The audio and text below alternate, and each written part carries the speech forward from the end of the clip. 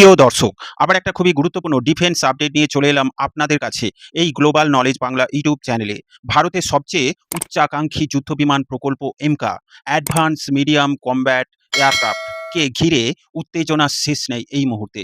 কারণ DRDO AMCA fighter জেটের cross section চেকআপের ফুটেজ প্রকাশিত হয়েছে, যেটা স্ক্রিনে দেখা যাচ্ছে।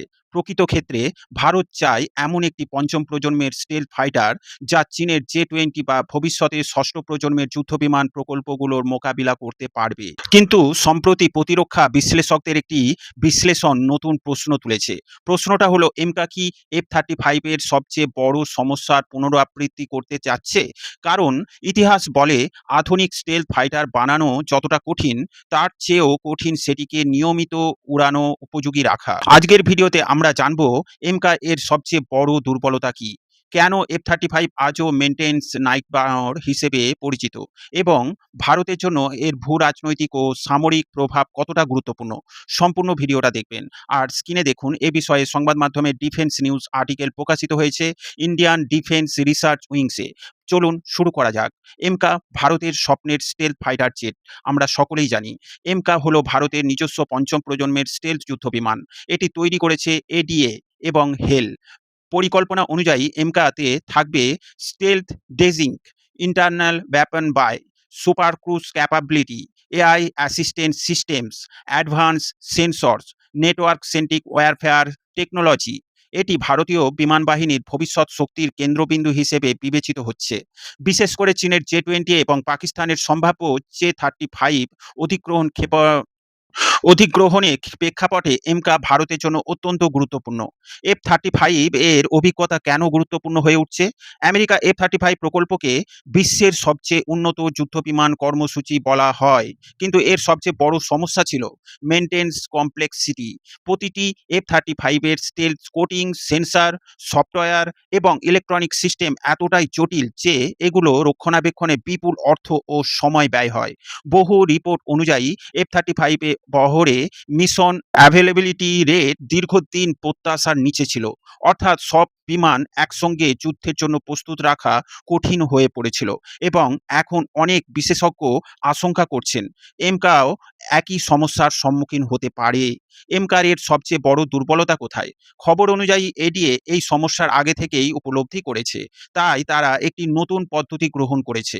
সাধারণত যুদ্ধবিমান মেইনটেন্যান্স হয় সমস্যা দেখা দেওয়ার পরে, কিন্তু এমকাতে চেষ্টা করা হচ্ছে প্রেডিক্টিভ মেইনটেন্যান্স, অর্থাৎ বিমান নিজেই আগাম জানিয়ে দেবে কোন যন্ত্রাংশ ভবিষ্যতে নষ্ট হতে পারে। এজন্য ব্যবহৃত হবে AI algorithm, embedded sensors, digital twin technology, integrated vehicle health management system.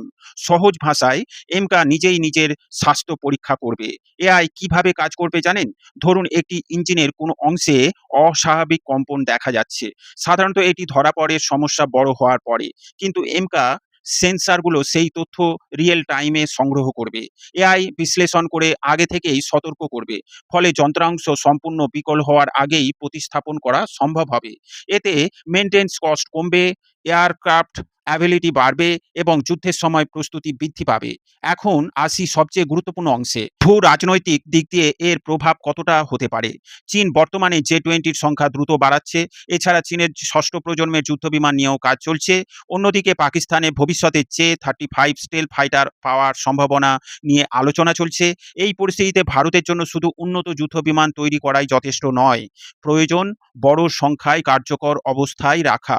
কারণ যুদ্ধের ক্ষেত্রে 100টি বিমান থাকা আর 100টির মধ্যে 60টি উন্নয়নযোগ্য উপযোগী থাকা এক বিষয় নয়। বাস্তবে গুরুত্বপূর্ণ হলো কতগুলো বিমান মুহূর্তের মধ্যে মিশনে পাঠানো যায়। ভারত বিমান চীন সংখ্যার যুদ্ধ একদিকে, চীনের বিমান উৎপাদন সক্ষমতা ভারতের তুলনায় অনেক বেশি, তাই ভারতকে সংখ্যায় নয় প্রযুক্তিতে এগিয়ে থাকতে হবে। এমকার এআই ভিত্তিক মেইনটেন্যান্স আর্কিটেকচার যদি সফল হয়, তাহলে ভারত কম সংখ্যক বিমান দিয়েও উচ্চ যুদ্ধ সক্ষমতা ধরে ধরে রাখতে পারবে। এটাই ভবিষ্যৎ বিমান যুদ্ধের নতুন দর্শন। এছাড়া রাশিয়া Su-57 প্রকল্প দীর্ঘদিন ধরে উৎপাদন ও রক্ষণাবেক্ষণ চ্যালেঞ্জের মুখোমুখি হয়েছে। অন্যদিকে F-35 প্রযুক্তিগতভাবে অসাধারণ হলেও মেইনটেইন কস্ট অত্যন্ত বেশি।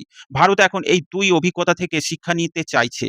লক্ষ্য হলো একটি উন্নত স্টেলথ বিমান তৈরি করা, যা শুধু প্রযুক্তিগতভাবে নয়, বাস্তব যুদ্ধক্ষেত্রেও দীর্ঘমেয়াদে কার্যকর থাকবে। ভারতের জন্য সবচেয়ে বড় চ্যালেঞ্জ, এমকার সাফল্য নির্ভর করবে শুধু স্টেলথ বা অস্ত্রের উপর নয়, বরং নির্ভর করবে AI ecosystem, semiconductor capability, indigenous sensor, advance software architecture, supply chain reliability এর উপর। কারণ প্রেডিক্টিভ মেইনটেন্স এর জন্য বিপুল পরিমাণ ডেটা, সফটওয়্যার দক্ষতা এবং সাইবার নিরাপত্তা প্রয়োজন। এমকা ভারতের প্রতিরক্ষা ইতিহাসের সবচেয়ে গুরুত্বপূর্ণ প্রকল্পগুলোর একটি। কিন্তু ইতিহাস প্রমাণ করছে স্টেলথ যুদ্ধবিমান বানানোর শেষ কথা নয়। আসল চ্যালেঞ্জ হলো সেটিকে যুদ্ধের জন্য সবসময় প্রস্তুত রাখা। F-35 মেইনটেন্স নাইটমার থেকে শিক্ষা নিয়ে ভারত যদি এআই ভিত্তিক প্রেডিক্টিভ মেইনটেন্স সফলভাবে বাস্তবায়ন করতে পারে, তাহলে এমকা শুধু ভারতের নয়, বিশ্বের অন্যতম কার্যকর পঞ্চম প্রজন্মের যুদ্ধবিমান হয়ে উঠতে পারে। কিন্তু যদি এই পরিকল্পনা ব্যর্থ হয়, তাহলে এমকাও F-35 এর মতো রক্ষণাবেক্ষণ জটিলতার ফাঁদে পড়তে পারে। এখন দেখার বিষয়, ভারত কি সত্যিই ভবিষ্যতের যুদ্ধবিমানের নতুন মানদণ্ড তৈরি করতে পারবে, নাকি ইতিহাস আবারও নিজেকে পুনরাবৃত্তি করবে? প্রিয় দর্শক, এ বিষয়ে আপনার মতামত কমেন্টে অবশ্যই জানাবেন। ভিডিও ভালো লাগলে লাইক ও শেয়ার করবেন। ডিফেন্স, ফরেন পলিসি ও জিওপলিটিক্স রিলেটেড খবর পেতে এই গ্লোবাল নলেজ বাংলা চ্যানেলটিকে সাবস্ক্রাইব করে আমাদের সাথে জুড়ে থাকুন। সকলকে জানাই আন্তরিক ধন্যবাদ।